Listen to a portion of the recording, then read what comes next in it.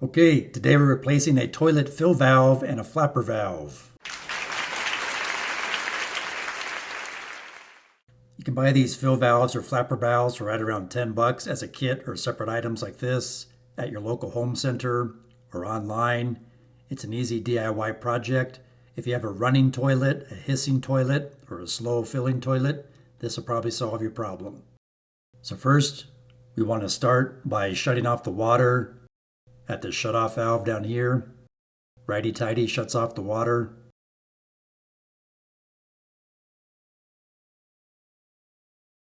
Next, we'll remove the lid from the toilet tank.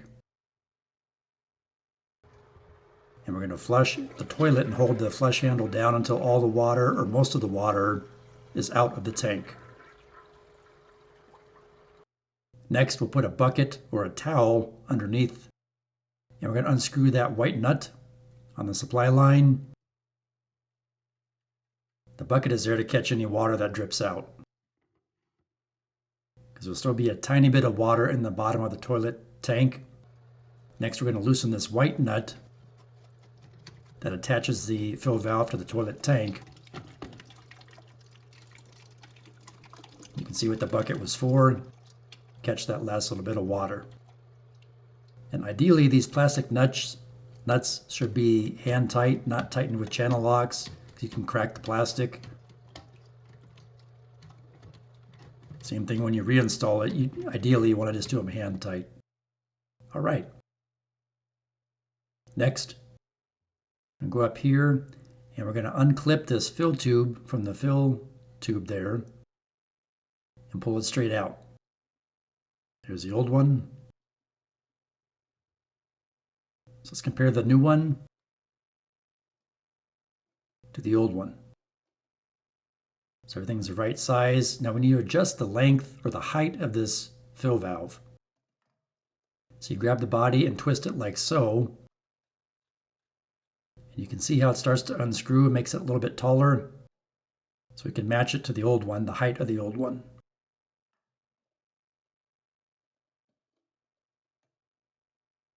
Now we're going to press on the rubber fill tube to this barb fitting here.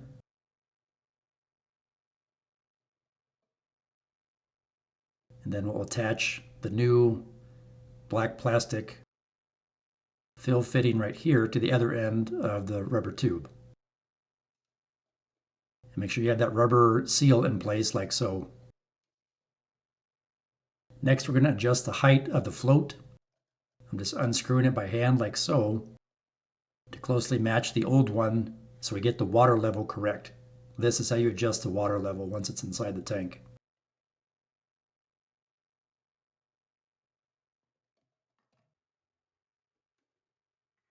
So simply place it in the hole. You want to angle it like so. You'll need to come underneath there, tighten that white nut down, and then reattach your supply line like so. It should look like this. Then reattach your fill hose to the fill neck or the fill tube. So remember that fill hose fills up the toilet bowl, does not fill a toilet tank. That's why it's important that little rubber tube goes into that fill, or that rubber hose goes in the fill tube, that white fill tube. Next, remove the flapper like so. It just pulls off. You can see how cracked and brittle this old one is. Unclip the chain from the flush handle lever. Here's a new one. They make 2 and 3 inch. This is a 2-inch diameter, so make sure you get the right size.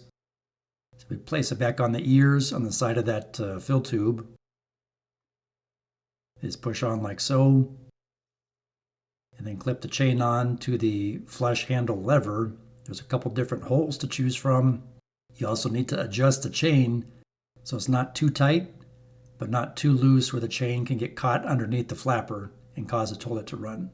Okay, now we'll go ahead and slowly turn the water back on. We're going to check for leaks. Make sure the toilet's starting to fill up with water.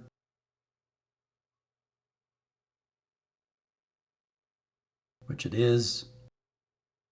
And we're going to watch it and see where the fill valve shuts the water level off. If it's too low or too high or just right. Yeah, that was a little bit too low. Ideally, you want the water level to stop about an inch below the top of that fill tube. So again, to adjust the water level, we're going to adjust this knob right here. Turn it to the right to raise the water level. Turn it to the left to lower the water level. So same thing, we'll flush it and let it fill up. See, we're just about there. And that looks good. It's flushing the toilet now. So again, you can see that rubber hose fills up the fill tube. And that's it. Remember to put on the lid. I hope you found this video helpful. Now I would like to tell you about a practical facilities maintenance handbook available now in ebook and paperback format. It has common facilities documents, signage, tags, resource and training material, as well as common shop equipment drawings that you can use to fabricate shop equipment for your facility. The link for this book is in the video description below. Please like, share, subscribe, leave me a comment, and thanks for watching.